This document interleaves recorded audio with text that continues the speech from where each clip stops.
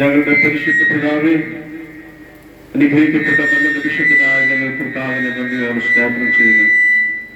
കർത്താവിന്റെ മാറ്റമില്ലാത്ത തിരുവചനമായി ഞങ്ങളിപ്പോൾ ഈ ദേശത്ത് കടന്നുകൊണ്ടിരിക്കുകയാണ്. കർത്താവെ, ജീവിതങ്ങളെ രൂപാന്തരപ്പെടുത്തുന്ന പാപത്തിന്റെ അടിമത്തിൽ നിന്ന് ജനത്തെ രക്ഷിക്കുന്ന ദൈവത്തിന്റെ മാറ്റമില്ലാത്ത വചനം ഇന്ന് പകുതി ദേശത്ത് കിടപ്പോൾ വലിയ അനുഗ്രഹമാക്കി ദൈവം മാറ്റണമെന്ന് പാപത്തിന് കർത്താവെ ആ അന്ധകാരത്തിൽ നിന്ന് അല്ലെങ്കിൽ വിടുതല പ്രാപിച്ച് ദൈവ സത്യം അറിയാൻ ഞങ്ങൾ ഒരുമിച്ച് ദൈവത്തോട് പ്രാർത്ഥിക്കുന്നു. കർത്താവെ, പകൽ സ്വർഗം ഞങ്ങളുടെ മധ്യത്തിൽ അത്ഭുതം ചെയ്യണമെന്ന് പ്രാർത്ഥിക്കുന്നു. പ്രാർത്ഥന കേട്ടതിനായ സ്തോത്രം. യേശു ക്രിസ്തുവിന്റെ നാമത്തിൽ ആമേൻ.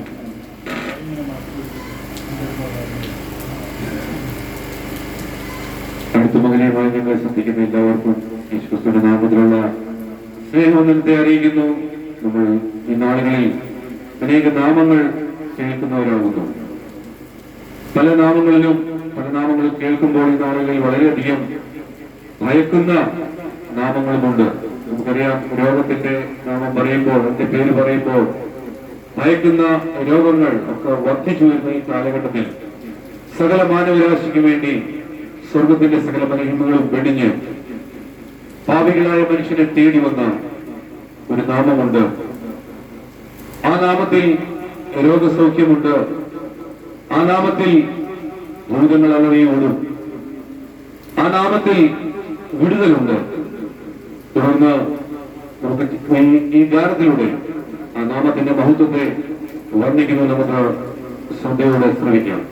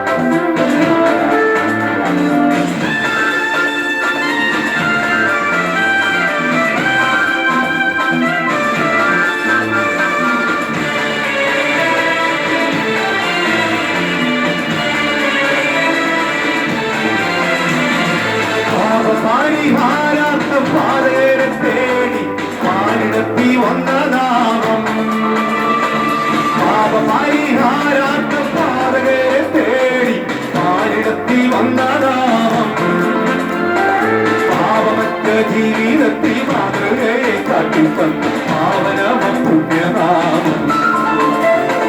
പാവമറ്റ ജീവിതത്തിൽ മാതൃകയെ കാട്ടിത്തന്ന പാവനമം പുണ്യനാമം.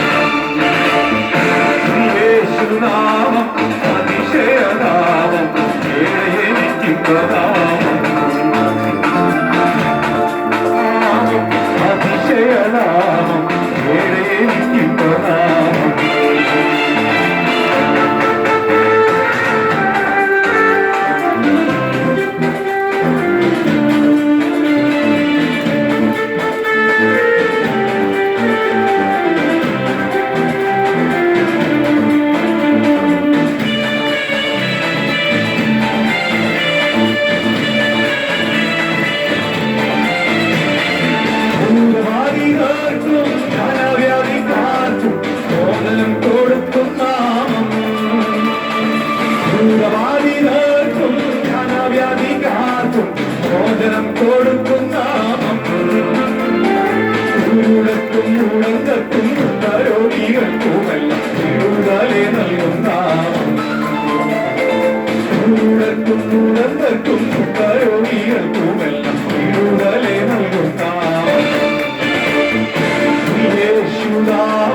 അതിശയനാമം, ഏഴയെനിക്കുനാമം.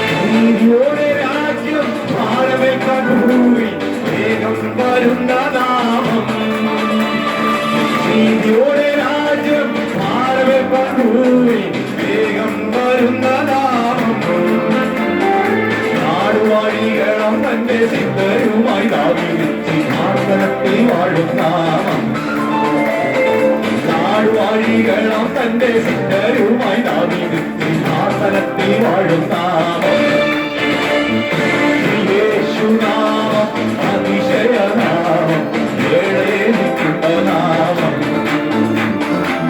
യേശുനാമം അതിശയനാമം ഏഴേ നിൽക്കുന്ന നാമം യേശുനാമം അതിശയനാമം ഏഴേ നിൽക്കുന്ന നാമം.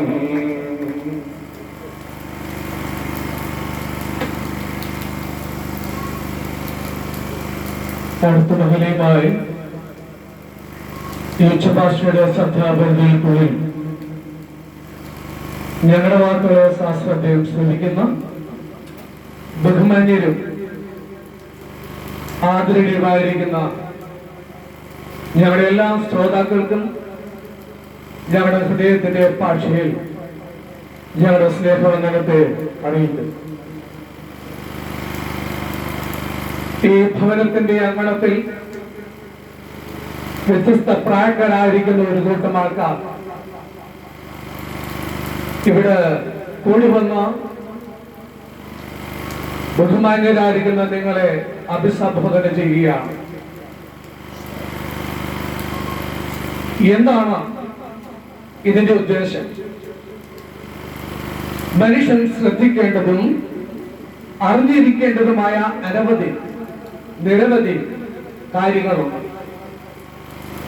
അത് ആ മനുഷ്യന്റെ ശ്രദ്ധയെങ്കിലേക്ക് കടന്നു വരേണ്ടത് അത്യന്താപേക്ഷിതമാണ്. എന്റെ മകൾ ശ്രദ്ധിക്കേണ്ടത് എന്നത് നിങ്ങളെ അറിയിക്കുക എന്നതാണ് ഈ ഭവനത്തിന്റെ അങ്കണങ്ങളിൽ കൂടി വന്നുള്ള പ്രഭാഷണത്തിന്റെ ഏക ഉദ്ദേശം. വിശുദ്ധ വേദപുസ്തകത്തിൽ ഇങ്ങനെ രേഖപ്പെടുത്തിയിരിക്കുന്നു: കാലം തികഞ്ഞു, ദൈവരാജ്യം സമീപിച്ചിരിക്കുകയാൽ മാനസാന്തരപ്പെട്ട സുവിശേഷത്തെ വിശ്വസിപ്പീൻ. ശ്രദ്ധിക്കേണ്ട കാര്യം, സുവിശേഷത്തെ മനുഷ്യൻ വിശ്വസിക്കണം. അതിന്റെ സന്ദേശങ്ങളിൽ മനുഷ്യൻ ശ്രദ്ധിക്കണം. കാരണം എന്താ? ഇത് സ്നേഹത്തിന്റെ സന്ദേശമാണ്, ഇത് സമാധാനത്തിന്റെ സന്ദേശമാണ്, ജീവിതത്തിന്റെ പ്രത്യാശയുടെ സന്ദേശമാണ്, മരണത്തിനപ്പുറമുള്ള കഥയെന്ന മനുഷ്യന്റെ അവസ്ഥയെ വ്യക്തമാക്കുന്ന സന്ദേശമാണ് ഈ സുവിശേഷത്തിൽ അടങ്ങിയിരിക്കുന്നത്. ഉലകത്തിൽ ഇതിന് തുല്യമായ ഒരു സന്ദേശമില്ല എന്നതാണ് യാഥാർത്ഥ്യം. അതുകൊണ്ട് വേദപുസ്തകം മാനവജാതിയെ പഠിപ്പിക്കുന്നത് ഭൂമിയിൽ എല്ലാ ഇടങ്ങളിലും ഈ സന്ദേശം അറിയിക്കണമെന്ന. കാരണം എന്താ? ഭൂമിയിലെ അറിയിക്കേണ്ട ഒരു സന്ദേശമാണ്, മനുഷ്യൻ അറിഞ്ഞിരിക്കേണ്ട സന്ദേശമാണ്. മരണത്തിനപ്പുറം ഒരു ജീവിതമുണ്ടെന്നും ജീവിതകാലത്ത് അറിഞ്ഞിരിക്കേണ്ട ഏറ്റവും പരമപ്രധാനമായ കാര്യമാണ് സുവിശേഷം എന്നതും. അതുകൊണ്ട് ഒരു മനുഷ്യൻ ആയുസ് 100 വർഷമാണോ എത്ര വർഷമാണോ എന്ന് പറയുവാൻ എനിക്ക് കഴിയില്ലെങ്കിലും നിങ്ങളുടെ ജീവിതത്തിന്റെ യാത്രയെങ്കിൽ ഈ ആയുസെങ്കിൽ ഈ സുവിശേഷ സന്ദേശങ്ങൾ നിങ്ങൾ ശ്രദ്ധിക്കണം. ശ്രദ്ധിക്കുന്നില്ല എങ്കിൽ ജീവിതത്തിന്റെ വലിയ നഷ്ടം വരും. അപ്പോൾ വലിയ നഷ്ടം വരാതിരിക്കുവാൻ ജീവിതത്തിൽ ശ്രദ്ധിക്കേണ്ട കാര്യങ്ങളാണ് ഈ സുവിശേഷ സന്ദേശങ്ങൾ. ഈ സന്ദേശങ്ങളുടെ ആരംഭ ഭാഗങ്ങളിൽ ഈ ശബ്ദങ്ങൾ കേൾക്കുമ്പോൾ പ്രിയ സുഹൃത്തെ, നിങ്ങൾ ശ്രദ്ധിക്കുക. നിങ്ങൾ ജീവിതത്തിൽ സമാധാനമില്ലാത്ത വ്യക്തിയാണ്, ജീവിതത്തിൽ പ്രത്യാശ നഷ്ടപ്പെട്ടിരിക്കുന്ന വ്യക്തിയാണോ? നിങ്ങളെ തന്നെ ഒന്ന് വിലയിരുത്തി നിങ്ങൾ ഈ സന്ദർഭങ്ങളിൽ ഒന്ന് ചിന്തിക്കേണ്ടതും ആവശ്യമാണ്. ജീവിതത്തിന്റെ യാത്രയെങ്കിൽ നിങ്ങൾ തകർന്നിരിക്കുന്ന വ്യക്തിയാകുന്നുവെങ്കിൽ നിങ്ങളുടെ സകല തകർച്ചകളിൽ നിന്നും നിങ്ങളെ രക്ഷിക്കുവാൻ സുവിശേഷത്തിന്റെ സന്ദേശങ്ങൾക്ക് കഴിയും.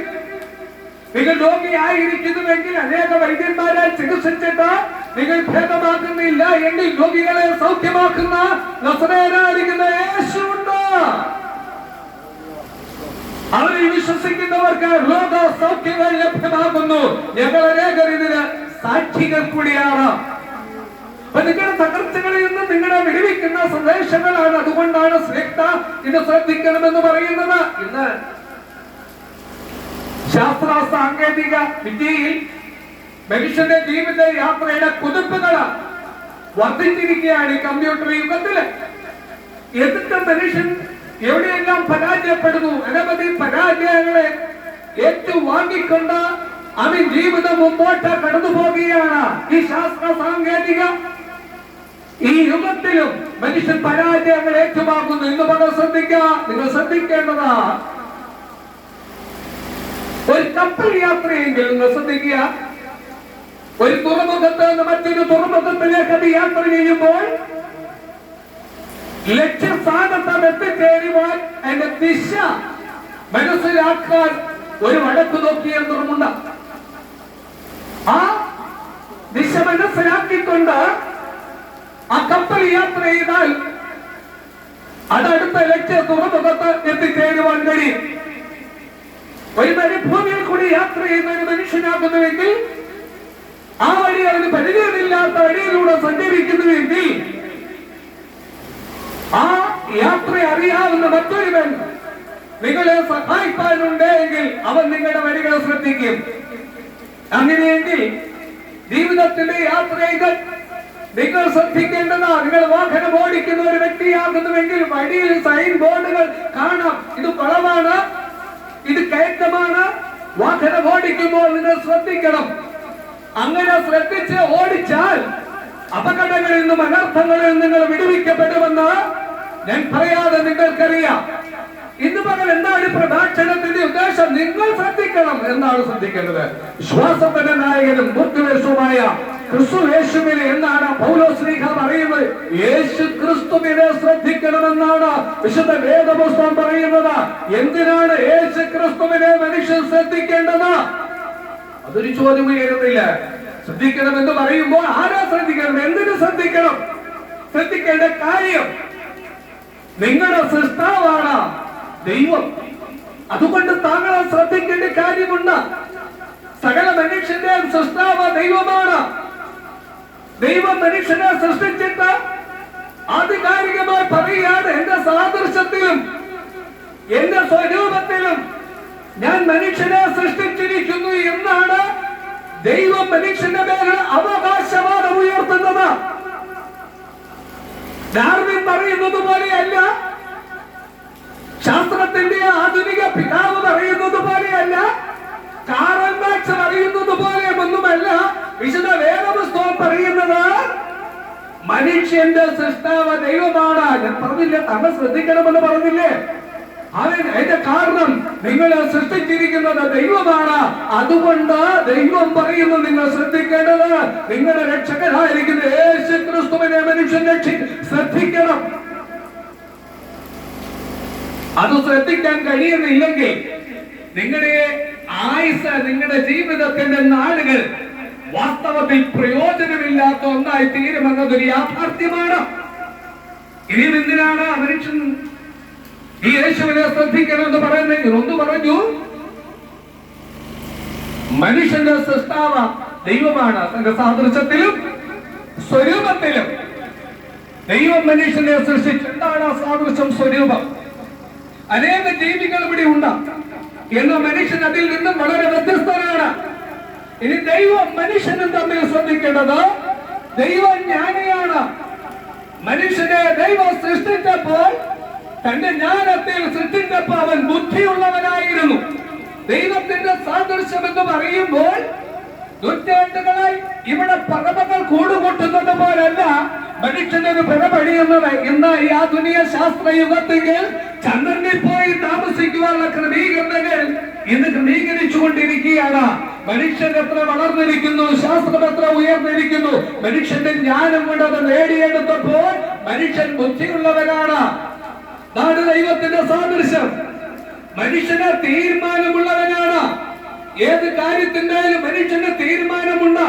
ആരെ വിവാഹം കഴിക്കണം, ഏത് വിദ്യാഭ്യാസം എടുക്കണം, ഏത് തൊഴിലെടുക്കണം, മനുഷ്യനെ പോലെ തീരുമാനമെടുക്കുന്ന ആരെങ്കിലും ഒരു ജീവി ഇവിടെ ഉണ്ടോ? ഇല്ല. മനുഷ്യന് മാത്രമേ ഇങ്ങനെ തീരുമാനമെടുക്കുവാൻ കഴിയുന്നുള്ളൂ. ഞാൻ എന്താ തീരുമാനിക്കണം, എങ്ങനെ പ്രവർത്തിക്കണമെന്ന് മനുഷ്യന് തീരുമാന ശേഷിയുണ്ട്. ദൈവത്തിനും തീരുമാന ശേഷിയുണ്ട്.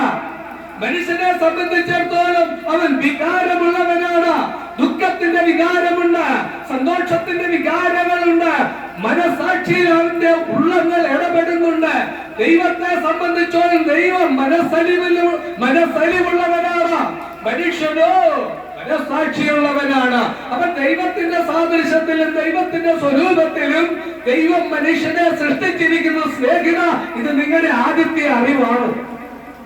നിങ്ങളെ ദൈവമാണ് സൃഷ്ടിച്ചിരിക്കുന്നത് എന്ന് വേദപുസ്തകം ആധികാരികമായി പറയുമ്പോൾ അതിന്റെ തെളിവാണ് ഞാൻ പറഞ്ഞത്. അവൻ മനുഷ്യൻ ദൈവത്തിന്റെ സൃഷ്ടിയാണ്. അതുകൊണ്ട് അവൻ യേശുവിനെ ശ്രദ്ധിക്കണം. എന്തിനു ശ്രദ്ധിക്കണം? മനുഷ്യൻ പാപിയായി പോയി. പാപിയായി പോയാൻ കാരണം അവരുടെ ജീവിതത്തിൽ ദൈവിക വ്യവസ്ഥകളെ ആദിമ തലമുറ അത് ലംഘിച്ചതാണെന്ന് വിശുദ്ധ വേദപുസ്തകം പറയുന്നു. ജഗത്തിലേക്ക് കിടക്കുന്നില്ല. 1-2 വാക്കുകളാൽ മനുഷ്യനിൽ പാപമുണ്ട് എന്ന് വ്യക്തമാക്കാൻ ആഗ്രഹിക്കുകയാണ്.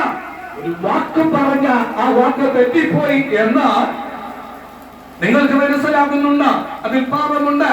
ഒരു മനുഷ്യൻ ചിന്തിക്കുമ്പോൾ അവന്റെ ചിന്തയിൽ അവനറിയാ, ആരും പറയാ ആ ചിന്ത ശരി ആയില്ല. ഒരു മനുഷ്യൻ പ്രവർത്തിക്കുമ്പോൾ ആ പ്രവൃത്തിയിൽ നിന്നും അവന് മനസ്സിലാക്കാൻ കഴിയുന്നുണ്ട് ആ പ്രവൃത്തി ശരിയല്ല എന്ന്. ഇതെന്താണ് ഇങ്ങനെ സംഭവിക്കുന്നത്?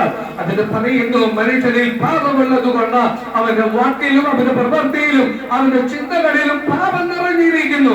ദൈവത്തെ ശ്രദ്ധിക്കുമ്പോൾ ദൈവവും മനുഷ്യനും തമ്മിൽ അന്തരങ്ങളിലേക്ക് വരുമ്പോൾ ദൈവം വിശുദ്ധനാണ്, മനുഷ്യൻ പാപിയാണ്. പാപത്തിന്റെ പരിഹാരം എങ്ങനെ എന്ന മനുഷ്യന് അവൻ ഇന്നും ചിന്തിക്കുന്നുണ്ട്. ആധുനിക തലമുറകളില് അവിടെ പോയ പാപപരിഹാരം ഉണ്ടാകും, ഈ മല കയറിയ പാപപരിഹാരം ഉണ്ടാകും. മനുഷ്യൻ യാത്ര ചെയ്ത് വരികയാണ്. പാപത്തിന്റെ പരിഹാരം നേടിയെടുക്കുവാൻ മനുഷ്യന് കഴിയുന്നില്ല. അവിടെയാണ് ദൈവത്തെ ശ്രദ്ധിക്കേണ്ടത്. അത് ദൈവവിധ നിർദ്ദേശങ്ങൾ നൽകി തന്നിരിക്കുകയാണ്. എങ്ങനെ മനുഷ്യന്റെ പാപത്തിൽ നിന്നും മനുഷ്യന് മോചനം ഉണ്ടാകുമെന്ന് ഈ ലോകത്തിൽ പഠിപ്പിക്കുന്ന ഒരേ ഒരു ഗ്രന്ഥം വിശുദ്ധ വേദ പുസ്തകമാണ്. ഇത് കെട്ടുകഥകളല്ല, കഥകളല്ല. ശാസ്ത്രീയമായി ഈ വചനം വിശ്വസിക്കാൻ കഴിയും. ചരിത്രപരമായി ദൈവവചനങ്ങൾ വിശ്വസിക്കാൻ കഴിയും. 1500 വർഷങ്ങൾ കൊണ്ട് 40-ൽ പരം എഴുത്തുകാർ വിവിധയിടങ്ങളിൽ വിവിധ വർഷങ്ങളിൽ ആ പരസ്പരം അറിയാതെ എഴുതപ്പെട്ട ഒരു ഗ്രന്ഥം. ഇത് വായിക്കുമ്പോൾ ഒരാൾ എഴുതിയതുപോലെ ഇത് മനുഷ്യന് മനസ്സിലാക്കുവാൻ കഴിയുന്നു. ഇതിന്റെ വചനങ്ങൾ അത് സത്യമാണ്. വേദശാസ്ത്ര സത്യങ്ങൾ ഇത് രേഖപ്പെടുത്തിയിട്ടുണ്ട്, ചരിത്രങ്ങൾ രേഖപ്പെടുത്തിയിട്ടുണ്ട്. അതുകൊണ്ട് വേദപുസ്തകത്തിന്റെ വിശ്വാസത്തിന്റെ ചരിത്രങ്ങളെ പരിശോധിക്കുമ്പോൾ ചരിത്രകാരന്മാർ രേഖപ്പെടുത്തിയിരിക്കുന്നത് 99.5% ബൈബിൾ വിശ്വസനീയമായ ഗ്രന്ഥമാണെന്നാണ് ചരിത്രകാരന്മാർ രേഖപ്പെടുത്തിയിരിക്കുന്നത്. ഹോമറിന്റെ ചരിത്ര പുസ്തകത്തെ കുറിച്ച് ചരിത്രകാരന്മാർ രേഖപ്പെടുത്തിയിരിക്കുന്നത് അത് 95% അത് വിശ്വസനീയമാണെന്നാണ്. എന്നാൽ ബൈബിളിനോട് വിശ്വസനീയമായ ഒരു ഗ്രന്ഥമില്ല എന്ന് ചരിത്രകാരന്മാർ രേഖപ്പെടുത്തിയിരിക്കുന്നു. ചരിത്രത്തെ വിശ്വസിക്കുന്ന പ്രിയ സ്നേഹിത, ദൈവവചനം വേദപുസ്തകം ചരിത്ര സത്യമാണ്, അത് വിശ്വസനീയമായ ഗ്രന്ഥമാണ്. അതിലാണ് രേഖപ്പെടുത്തിയിരിക്കുന്നത്. രണ്ടായി തിരിച്ചുകൊണ്ട് കാലത്തിന്റെ തികവിങ്കിൽ ഈ ലോകത്തിലേക്ക് ഇറങ്ങി വന്ന് പാപത്തിന്റെ പരിഹാരത്തിന് വേണ്ടി ഇറങ്ങി വന്ന നസറേയനായിരിക്കുന്ന യേശു ക്രിസ്തു മനുഷ്യന്റെ പാപത്തിന്റെ പരിഹാരത്തിന് വേണ്ടിയാണ് അവരുടെ ഇറങ്ങി വന്നിരിക്കുന്നത്. ശ്രദ്ധിക്കേണ്ടത് എന്താണ്? താങ്കളുടെ പാപത്തിന്റെ പരിഹാരം എങ്ങനെ? അതാണ് ശ്രദ്ധിക്കേണ്ടത്. അത് വേദപുസ്തകം അറിയുന്നു. യേശു ക്രിസ്തുവിൽ ഒരു മനുഷ്യൻ വിശ്വസിക്കുന്നുവെങ്കിൽ അവന്റെ പാപത്തിന്റെ പരിഹാരം ഉണ്ടാകുന്നു. അവനിലല്ലാതെ വേറെ ആർക്കും പാപമോചനമില്ല എന്ന് വിശ്വസനീയമായി ഈ ഗ്രന്ഥം അടിയുറപ്പിച്ചു പറയുകയാണ്. അവനെ വിശ്വസിക്കാൻ കഴിയുന്നില്ലെങ്കിലാണ് മനുഷ്യന്റെ ജീവിതത്തിന്റെ യാത്രയുടെ ലക്ഷ്യം തെറ്റിപ്പോകുന്നത്. പാപിയായ മനുഷ്യന് വേണ്ടി പാപമില്ലാത്ത ഒരുവൻ മരിക്കുന്നു. റോമൻ ഭരണകാലങ്ങളിൽ യേശുക്രിസ്തു ക്രൂശിക്കപ്പെട്ടപ്പോൾ അന്നത്തെ ഗവർണറും ന്യായാധിപനുമായിരിക്കുന്ന പീലാത്തോസ് പറയുകയുണ്ടായി, ഇവനിൽ ഒരു കുറ്റവും യാക്കോബില്ല. പീലാത്തോസിന്റെ ഭാര്യ കൊന്നേ പറയുകയുണ്ടായി, ആ നീതിമാന്റെ കാര്യത്തിൽ അങ്ങ് ഇടപെടരുത്. യേശുവിന്റെ 12 ശിഷ്യന്മാരിൽ ഒരുവനായ യൂദ യേശുവിനെ കുറിച്ച് പറയുന്നുണ്ട്, ഞാൻ കുറ്റമില്ലാത്ത രക്തത്തെ ഞാൻ ഒറ്റിക്കൊടുത്തു. യേശുക്രിസ്തുവിന്റെ കൂടെ ക്രൂശിക്കപ്പെട്ടിരിക്കുന്ന കള്ളൻ പറയുകയുണ്ടായി, നമ്മൾ ഈ കുറ്റം ചെയ്തതിന്റെ ശിക്ഷയാണ് നമ്മൾ അനുഭവിക്കുന്നത്. എന്നാൽ നമുക്ക് മധ്യയിലായിരിക്കുന്ന ഇവനുണ്ടല്ലോ, ഇവൻ അറിയാത്ത ഒരു കാര്യവും ചെയ്തിട്ടില്ല. പ്രിയ സ്നേഹിത, ശ്രദ്ധിക്ക്. ആ ഭർത്താവും കള്ളനുമായവൻ പറയുക, ക്രൂശിക്കിടന്നുകൊണ്ട് ഇവൻ അരുതാത്ത ഒന്നും ചെയ്തിട്ടില്ല. അരുതാത്ത ഒന്നും ചെയ്തിട്ടില്ലാത്ത ആരെങ്കിലും ഉണ്ടെങ്കിൽ അത് നസറേയനായിരിക്കുന്ന യേശുക്രിസ്തു മാത്രമേ ഉള്ളൂ. അരുതാത്ത ഒന്നും ചെയ്തിട്ടില്ല. അവൻ മനുഷ്യന്റെ പാപത്തെ ചുമലിലേറ്റിക്കൊണ്ട് പാപപരിഹാരത്തിന് വേണ്ടി അവൻ മരിച്ചത്. അതാണ് താങ്കൾ ശ്രദ്ധിക്കേണ്ടത്. അത് ശ്രദ്ധിക്കുവാൻ വേണ്ടിയാണ് നിങ്ങളോട് ഞങ്ങൾ ഈ പ്രഭാഷണങ്ങൾ നടത്തുന്നത്. ഒരു കാലത്ത് ഇങ്ങനെയുള്ള പ്രഭാഷണങ്ങൾ ഞങ്ങൾക്കാർക്കും ഇഷ്ടമല്ലായിരുന്നു. എന്നാൽ ഞങ്ങളെ സ്നേഹിച്ചവനായിരിക്കുന്ന ദൈവം ഇങ്ങനെയുള്ള പ്രഭാഷണമാണ് പാപത്തിൽ നിന്നും മോഹങ്ങളിൽ നിന്നും ഞങ്ങളെ വിടുവിച്ചത്. പാപത്തെ തടയുവാൻ ഇവിടെ എന്താ മാർഗം? എന്തെങ്കിലും ഒറ്റമൂലിയുണ്ടോ? ഒന്നും തന്നെയില്ല. പാപത്തെ തടയുവാൻ അതിൽ ദൈവവചനത്തിന് മാത്രമേ മനുഷ്യന്റെ ഉള്ളിലെ പാപത്തെ തടയാൻ മാതാവിനോ പിതാവിനോ ഭാര്യയ്ക്കോ ഭർത്താവിനോ യുവാവിനോ യുവതിക്കോ ബാലനോ വൃദ്ധനോ കഴിയുകയില്ല.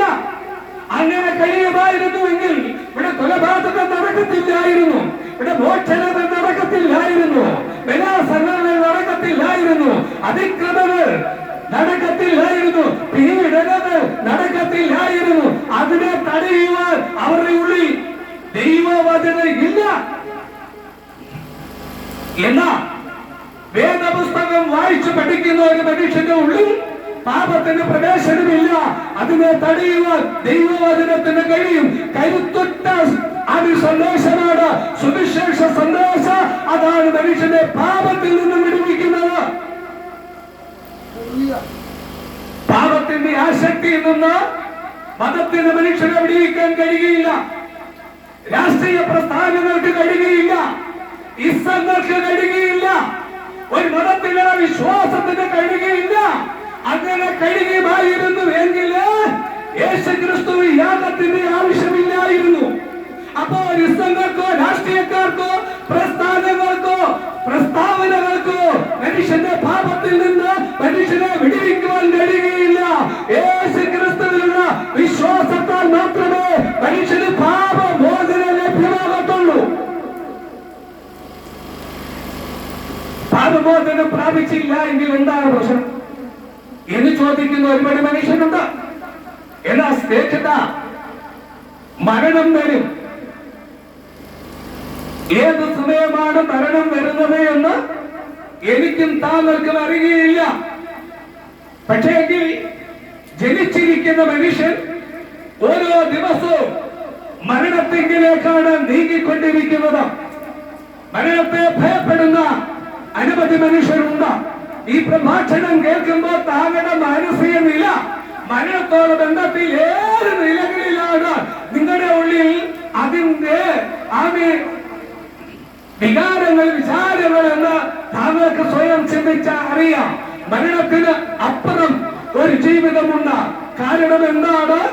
മനുഷ്യൻ മരിക്കുമ്പോൾ അവന്റെ ശരീരം മണ്ണോട് മണ്ണ് ചേർന്ന് അലിഞ്ഞു ചേരുമ്പോൾ, ചിലരുടെ ശരീരം അഗ്നിക്കിരയാകുമ്പോൾ, മണ്ണിനും അഗ്നിക്കും ഇരയാകാത്ത ഒന്ന് മനുഷ്യനിലുണ്ട്.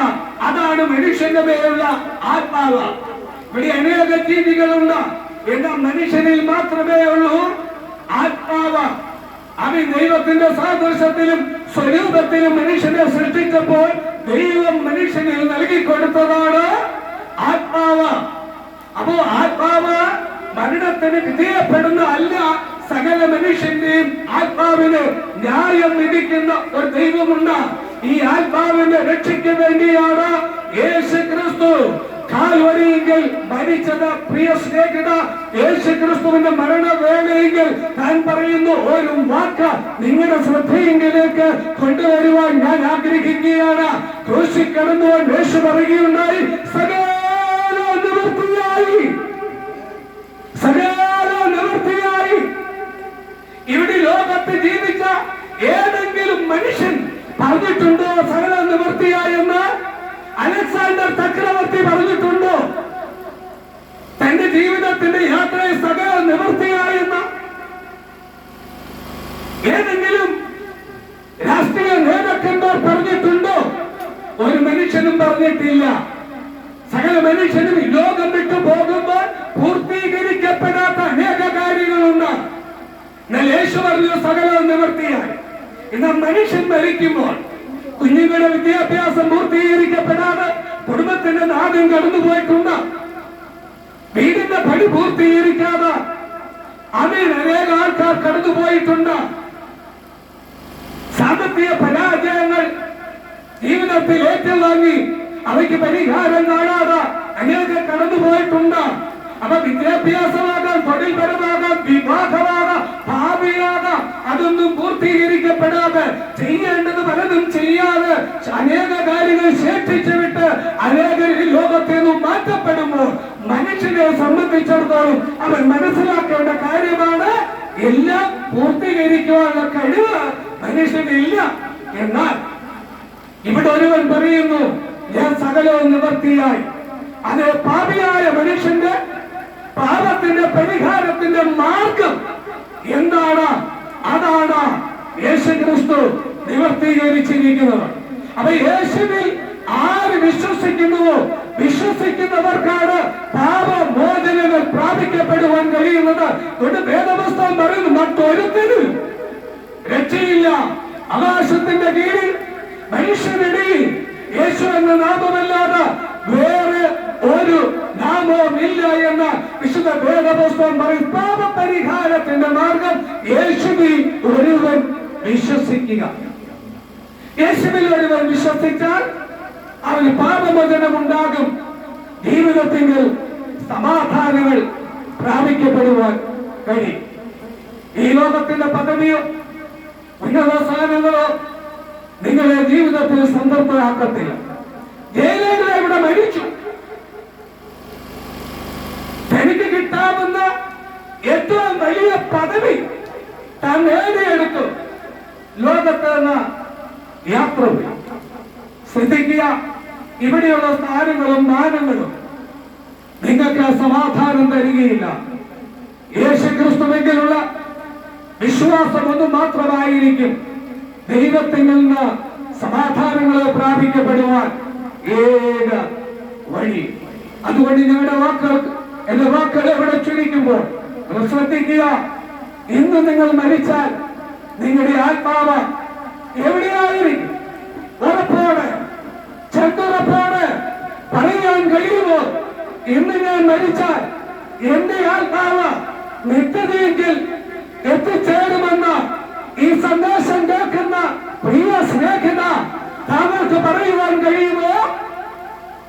ഇന്ന് മരിച്ചാൽ എന്റെ ആത്മാവ് നിത്യതയിൽ എത്തിച്ചേരുമെന്ന്. രണ്ട് നിത്യതകളെ കുറിച്ച് വേദപുസ്തകം മനുഷ്യനെ പഠിപ്പിക്കും. മനുഷ്യനല്ല പിശാചിനൊരുക്കിയിരിക്കുന്ന ഒന്നാണ് നിത്യം നരകം. എന്നാ യേശുക്രിസ്തുവിൽ അവൻ രക്ഷകനാണെന്ന് മനസ്സിലാക്കിയിട്ട് അവനെ വിശ്വസിക്കാത്ത മനുഷ്യനെ കുറിച്ച് ബൈബിൾ പറയുന്നത് അവൻ നഷ്ടപ്പെട്ടു പോയി എന്നാണ്. എന്താണ് മനുഷ്യന് വിശ്വസിക്കാത്തത് കൊണ്ട്, ശ്രദ്ധിക്കാത്തത് കൊണ്ട് നഷ്ടമാകുന്നത്? നിത്യസ്വർഗമാണ്. ദൈവത്തോടു കൂടിയുള്ള എന്നേക്കുമായ നിത്യ ജീവിതമാണ് മനുഷ്യന് നഷ്ടമാകുന്നത്. സ്നേഹിത, നിങ്ങളുടെ ജീവിതത്തിൽ എന്തെങ്കിലും ഒന്ന് നഷ്ടമാക്കാൻ നിങ്ങൾ ആഗ്രഹിക്കുന്നുണ്ടോ? നിങ്ങളുടെ കയ്യിലിരിക്കുന്ന പേഴ്സോ, നിങ്ങളുടെ കയ്യിലിരിക്കുന്ന മൊബൈലോ, നിങ്ങളുടെ വീട്ടിലുള്ള വിലപിടിപ്പുള്ള ഏതെങ്കിലും കാര്യങ്ങൾ നഷ്ടമാക്കാൻ താങ്കൾ ആഗ്രഹിക്കുന്നുണ്ടോ? ഞാൻ പറയാ അതിന് മറുപടി നിങ്ങൾ ആഗ്രഹിക്കുന്നു, ഒന്നും നഷ്ടമാക്കാൻ ആഗ്രഹിക്കുന്നില്ല. ഒരു കൊച്ചുകുഞ്ഞ് കൈ മുറുക്കി പിടിക്കുന്നത് പോലെ നിങ്ങൾക്ക് വിലയുള്ളതൊക്കെ നിങ്ങൾ മുറുക്കെ പിടിക്കും. എന്നാൽ അവയെല്ലാം ലോകത്തിൽ ഇട്ടേച്ചു പോകേണ്ട ആണ്. എന്നാൽ നിങ്ങൾ ശ്രദ്ധിക്കണം, നിങ്ങളുടെ ഉള്ളിൽ ദൈവം തന്നിരിക്കുന്ന ഒരു ആത്മാവുണ്ട്. ആ ആത്മാവ് നഷ്ടമാകല്ലെന്ന് ദൈവം ആഗ്രഹിക്കുന്നു. അതുകൊണ്ടാണ് നിങ്ങളുടെ പാപത്തെ ശാപത്തെ ഏറ്റെടുത്തുകൊണ്ട് യേശു ക്രിസ്തു കാൽവരിയിൽ മരിച്ചത്. ആത്മാവ് നഷ്ടമായ നിത്യ നരകത്തിലെ, സ്വർഗം നഷ്ടമാകിയാൽ നിത്യ നരകത്തിലേക്ക് മനുഷ്യൻ കടന്നു പോകുന്നു എന്ന് വേദപുസ്തകം മനുഷ്യനെ പഠിപ്പിക്കുന്നു. അതുകൊണ്ട് നഷ്ടത്തിലേക്ക് നിങ്ങൾ കൂപ്പുകുത്തരുത്. ഈ യേശുവിനെ കർത്താവും രക്ഷകനുമായി നിങ്ങൾ സ്വീകരിക്കുന്നുവെങ്കിൽ നിങ്ങളുടെ ആത്മാവിന് രക്ഷയുണ്ടാകും. എന്തിനാണ് നിങ്ങൾ യേശുവിനെ കർത്താവും രക്ഷകനുമായി സ്വീകരിക്കേണ്ടത്? നിങ്ങളൊരു പാപിയാണെന്ന് നിങ്ങൾക്ക് ബോധ്യമുണ്ടോ? ചോദ്യം ഞാൻ ഒന്നുകൂടെ ആവർത്തിക്കുന്നു. നിങ്ങളൊരു പാപിയാണെന്ന് നിങ്ങൾക്ക് ബോധ്യമുണ്ടോ? പാപത്തെ കുറിച്ച് ബോധ്യമാകാത്ത ഒരു വ്യക്തിക്ക് രക്ഷയിലേക്ക് വരുവാൻ കഴിയില്ല. രക്ഷിക്കപ്പെടണമെങ്കിൽ അവന് മാനസാന്തരം ഉണ്ടാകണം. മാനസാന്തരം ഉണ്ടാകണമെങ്കിൽ ദൈവത്തിന്റെ കുറ്റബോധം ഉണ്ടാകണം. എന്താണ് മാനസാന്തരം? മാനസാന്തരം എന്ന് പറഞ്ഞാൽ ദൈവത്തെ അറിയുക, വേദപുസ്തകത്തിന്റെ വാക്യങ്ങൾ അനുസരിച്ച് ജീവിക്കുക, താങ്കൾ എടുക്കുന്ന തീരുമാനമാണ് മാനസാന്തരം എന്ന് പറയുന്നത്. മനസ്സിന് പരിവർത്തനം ഉണ്ടായെങ്കിൽ മാത്രമേ യേശുക്രിസ്തു ഒരുക്കിയിരിക്കുന്ന രക്ഷ നിങ്ങൾക്ക് കരഗതമാക്കുവാൻ കഴിയുകയുള്ളൂ. ഈ രക്ഷയെങ്കിലേക്ക് വന്നെങ്കിൽ മാത്രമേ നിത്യത കരഗതമാക്കുവാൻ കഴിയുന്നുള്ളൂ. താങ്കൾ ശ്രദ്ധിക്കുന്നുണ്ടോ? നിങ്ങൾ ശ്രദ്ധിക്കേണ്ട കാര്യങ്ങളാണ് ഞാൻ നിങ്ങൾക്ക് വേണ്ടി ഇവിടെ പറഞ്ഞത്. ശ്രദ്ധിക്കുന്നില്ല എങ്കിൽ അനർത്ഥങ്ങളിൽ, അപകടങ്ങളിൽ നിങ്ങൾ അകപ്പെട്ടു പോയാൽ അതെന്നും നിങ്ങളിൽ മാത്രം നിൽക്കുന്ന ഒരു കുറ്റമാണ്. അതുകൊണ്ട് യേശുദാമനെ സ്നേഹിക്കുന്നു, യേശുദാമയുടെ കുടുംബത്തെ സ്നേഹിക്കുന്നു. അവനൊരു നാളും കൈവിടുകയില്ല, അവനൊരു നാളും ഉപേക്ഷിക്കത്തില്ല എന്ന് നിങ്ങൾക്ക് സമാധാനം നൽകി, പ്രത്യാശ നൽകി തന്ന, കൈപിടിച്ച് നടത്താൻ കരുത്തുറ്റവനായിരിക്കുന്ന ഈ യേശുവിൽ താങ്കൾ വിശ്വസിക്കുന്നുവെങ്കിൽ ആ വിശ്വാസ പാപമോചനവും അവങ്കെല്ല വിശ്വാസത്ത നിത്യ സ്വർഗ പ്രവേശനവും മരണത്തിനപ്പുറമുള്ള പ്രത്യാശയും പ്രാപിക്കപ്പെടുക താങ്കൾക്ക് കഴിയും. പരിണത ഫലമോ ഈ ലോക ജീവിതം സന്തോഷത്തിന്റെ, സമാധാനത്തിന്റെ, പ്രത്യാശയുടെ ഒരു ജീവിതം നയിപ്പാൻ സ്വർഗം നിങ്ങളെ പ്രാപ്തമാക്കും. ഈ വിശ്വാസത്ത അതിന് യേശു ക്രിസ്തുവിനെ ശ്രദ്ധിച്ചാട്ട നിങ്ങൾക്ക്